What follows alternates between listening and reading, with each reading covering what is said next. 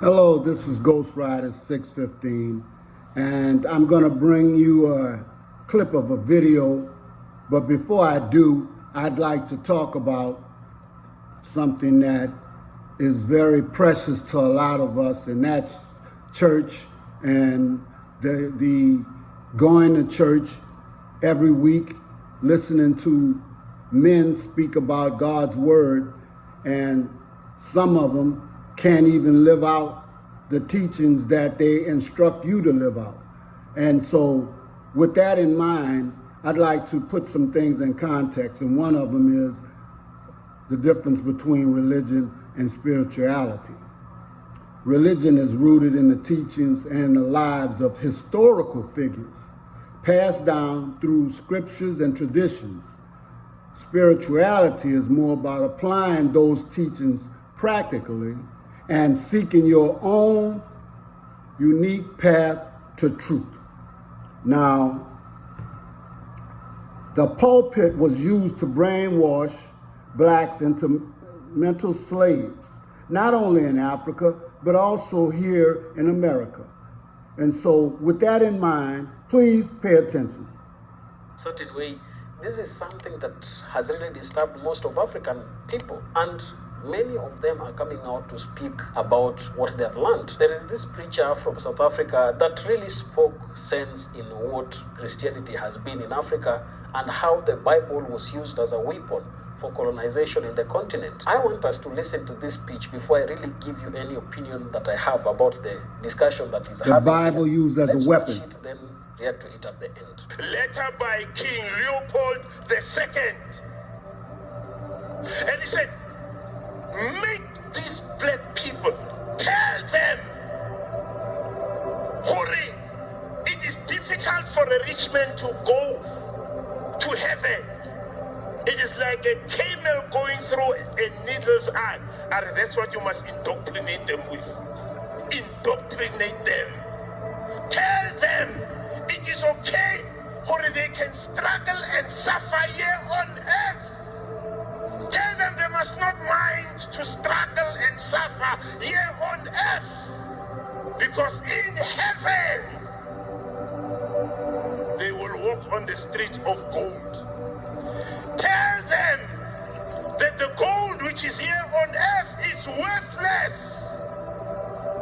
I'm saying this to open your mind for the damage that is in the mind of the black person was crafted, it was designed from the church pulpit. And that is why I also use the church pulpit to address and reverse the damage that is in the minds of black people. And everything what I'm going to say now, you can verify. You can go home and Google it, and you will verify it.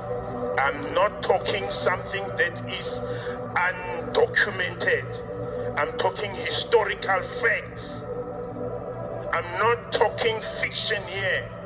I'm talking historical facts.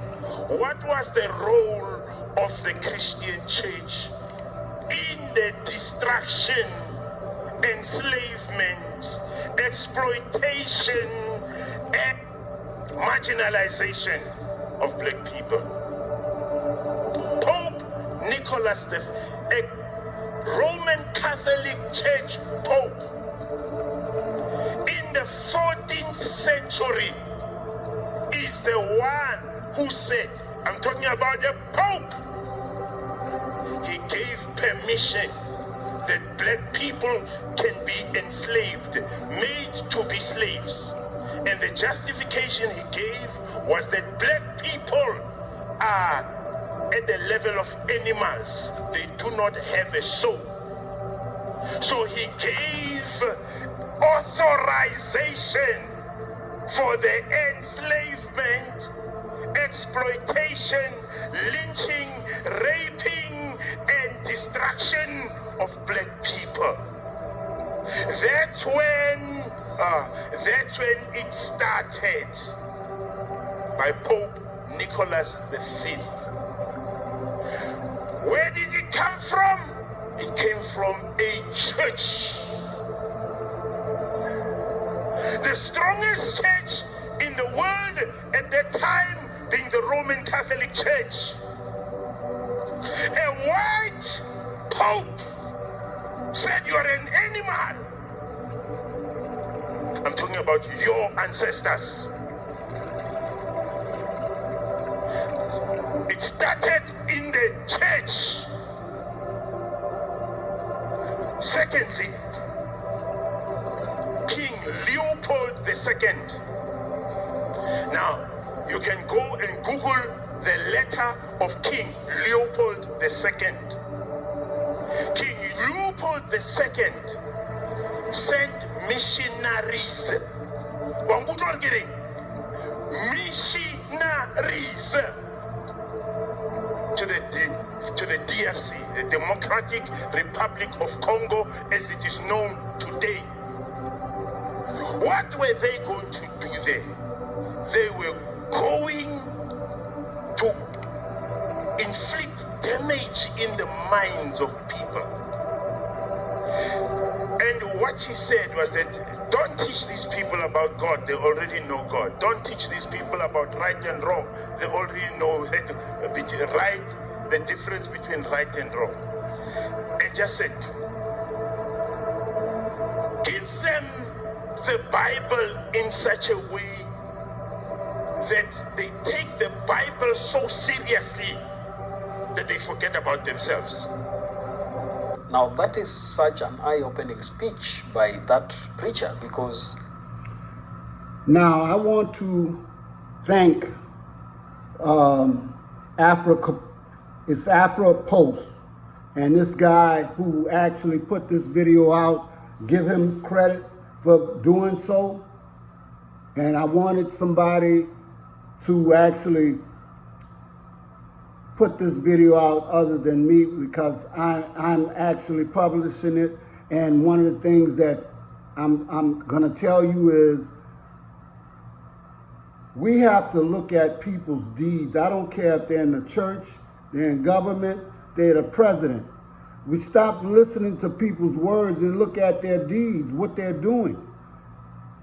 When I was coming up, our pastor, he worked and he did his church thing after work. Nobody took care of him like a baby, you know, and bought him Rolls Royces and jets and planes and stuff, okay? They had people who managed the money a lot better and were supposed to be the stewards of the church. But I think that we have a problem with just functioning by ourselves. We already have God in us, so tell me why we need a mediator. Unless you don't have God in you, and then why would you be going to church? Because then you would be, what would they call an atheist. So I hope you hear this and look at and listen to this with an open mind, because we've been taught not to even talk about, you know, religion, you know, unless it was, you know, the way that the missionaries and the Catholic Church told us to talk about it. We actually obeyed things, you know, without even thinking and looking out for our welfare, our children's welfare, our community's welfare. You can't believe that somebody loves you just because they have a book in their hand telling you this comes out of the Bible. Who wrote it? The same people who oppressed you. And so I'm not here to cause division or make people mad or anything, but I am here to tell you the truth as far as I know it, okay? Because I was brought up in the same system, okay? And you have to look at, a lot of things are considered businesses. Today, the church is acting more like a business than the saver of people's souls. This is Ghost Rider 615, and I'm out. Thank you.